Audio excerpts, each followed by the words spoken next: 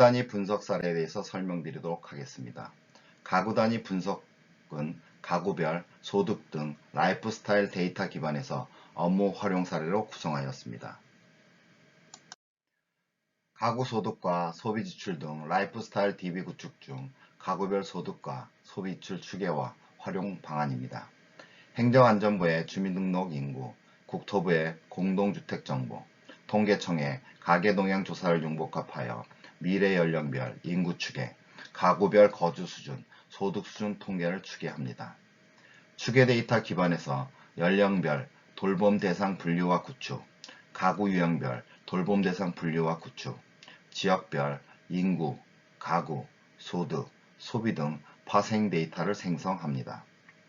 업무 활용은 파생 데이터 기반에서 취약점 돌봄 정책, 초등 돌봄 정책, 저소득 위기가구 돌봄 정책 등의 기초 자료로 활용, 창업자를 위한 지역별 소득 등 통계 제공, 어린이 감염병 위험 지역과 시설 예측, 결핵 발생 위험 노인 예측 등 인구, 건설, 보건 관련 정책의 기초로 활용되고 있습니다.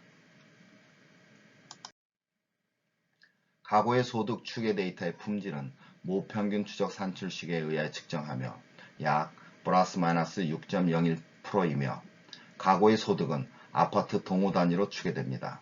예를 들면 106동 2층 4호의 가구 소득은 590만원이고 106동에서 가장 소득이 높은 가구는 698만원으로 701호입니다.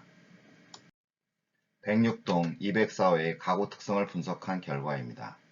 가구주는 45세 남성, 가족은 부부, 초등학생 1명, 중고등학생 1명, 총 4명이 아파트 32평, 주택가격 1억 2,300만원에 거주하고 있으며 맞벌이 확률은 58.6%, 사교육 참여율은 78%, 교육비 72만원, 1인당 사교육비 25만원입니다.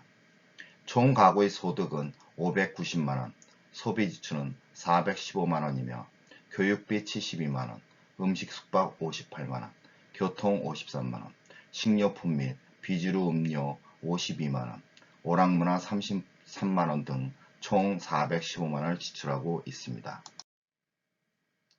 지역별 가구 소득과 소비 지출 추계 결과입니다. 가구별 소득 등 추계 데이터는 집원, 아파트 동호 단위로 구축되어 있어 행정동, 법정동, 기초구역, 학구도, 100m 등 격자 단위로 집계가 가능합니다. 본 화면의 예시는 법정동 단위로 집계하여 시각화한 예시입니다. 법정동 안에 녹색이 진한 곳이 소득이 높은 지역이며 연녹색은 소득이 낮은 지역을 의미합니다. 파이의 크기가 큰 지역은 소비 지출이 높은 지역이고 파이 크기가 작은 지역은 소비 지출이 낮은 지역입니다. 본 분석을 통하여 각 지역별 소득과 소비 지출 수준을 상대적으로 쉽게 파악할 수 있으며 파이 차트를 클릭하면 세부 지출 항목별 지출 금액을 쉽게 파악할 수 있도록 지원합니다. 지역별 가구의 생활 수준 분석 결과입니다.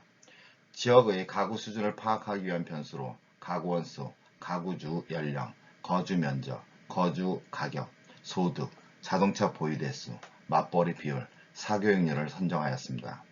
그런데 값의 단위 등 분포가 달라서 막대 차트, 파이 차트 등 하나의 차트로 표현하기가 참 어렵다는 것을 알 수 있습니다. 차트를 여러 개 작성하여 분석하자니 일도 많고 설명하기도 어렵고 합니다.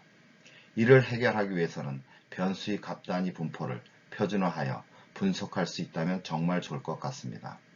값의 분포가 다른 데이터를 표준화하는 방법은 통계적인 표준지수 산출법과 백분위 점수를 활용하는 방법 등이 있습니다.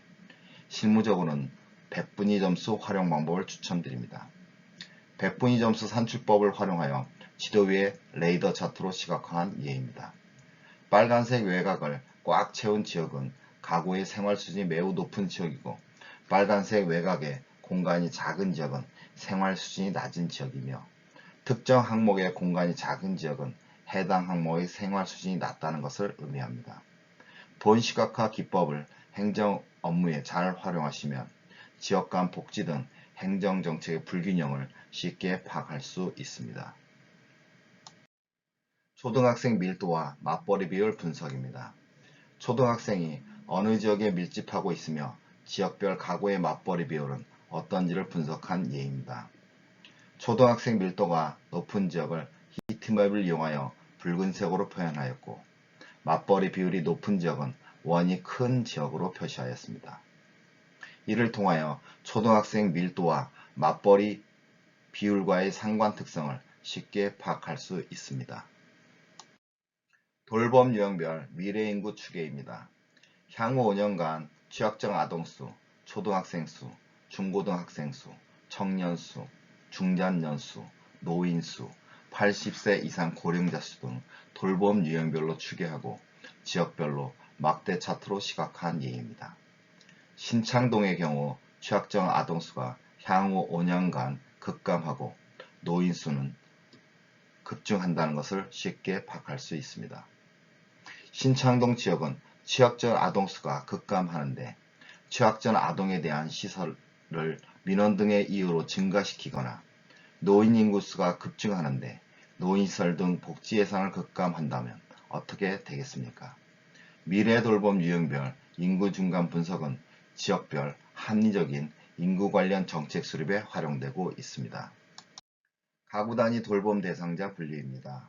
돌봄 가구 유형 분류, 가구 세분화 결과는 비식별화된 주민등록 인구 데이터 기반에서 가구와 작업, 가구의 구성 특성 분류, 전 가구의 돌봄 유형 분류 순서로 수행하며 돌봄 사각지대 가구 추출, 사각지대 가구에 대한 선제적 돌봄에 활용됩니다. 일일이 조사를 하지 않고도 돌봄 대상자를 쉽게 추출할 수 있으며 돌봄 관련 예산 수립과